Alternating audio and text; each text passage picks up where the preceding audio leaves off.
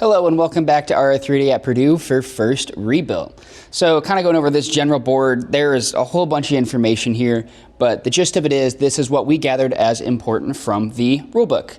We went ahead and put up a little diagram of what the field would look like so we could outline, where the two outposts are for the red and the blue alliance, the two separate depots, the towers, the hubs, the ramp, the trenches, all of that. So we could kind of get a real quick visual view of how things are in kind of a rough scale. After that, we went and defined our key robot things. So the big thing this year that we noticed is that the perimeter shrunk from the standard 120 inches down to 110. We also saw the reintroduction of bumper gaps, which we haven't seen for a few years, and how they can be in a few different spots and kind of the rules surrounding those. There's also no protected areas outside of the climb, as far as we saw, which means that we can probably expect a lot of pits or a lot of contact with the other alliance. So we really need to plan around that and make sure that our robot is robust. After that, we went into the different key field elements, starting with the hub. So it's very much it's kind of a cube shape. It is, a square shape, 47 by 47 inches, and then it's 72 inches tall. There's one per alliance, and you can score in that at any point, but it only actually gets you points when it's during your shift or the transition shift or the auto period. We talked about the climb and what actually defines as a true climb for the different levels.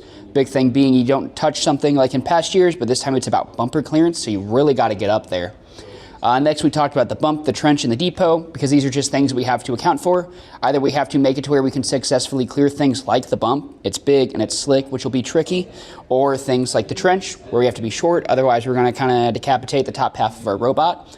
We are excited. We're currently working on, thanks to a partnership with Andy Mark, assembling part of a bump to see how that works with our swerve drive. After that, we went and talked over the different scoring things, locations, how you get RP, and the kind of the play of the match, especially with this year being very unique with the shifts where your scoring is deactivated and other teams can score. To our understanding of the game manual, the big thing is an alliance has to get 360 fuel to even be in contention for getting all 6 RP in a match. However, according to the rules, you can only get points for half the time, but you can score fuel whenever.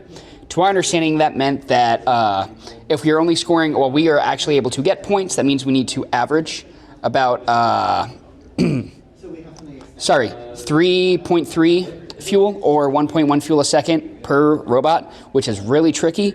Or if we also include that inactive time, it gets closer to 2.25 per alliance or a little under 1 per robot. Lastly, to wrap up everything on this board over here, we went and made a rough feasibility chart. This year, the game feels deceptively simple. We think a lot of things are very doable. However, that does also mean this is very much an efficiency game, much like how Reefscape was. Yes, the ground intake was hard. Yes, the deep climb was a little hard, but a lot of the stuff was figured out after the first few days or weeks, and it was more so about how fast can I cycle. So the big things we're focusing on is we 100% want to be able to do a low climb, we want to be able to store about 10 fuel, and we want to be able to kind of shoot from all over the field to make our cycles short. We also want to be able to intake the fuel off the ground. We think the human player station that I believe is called the Outpost is just a little too much time. Lastly, the things we want to pursue, we actually have a group working to pursue the mid and the high climb, which we think are going to be really tricky, trying to get your bot up and around and your bumpers clear of those bars, and trying to store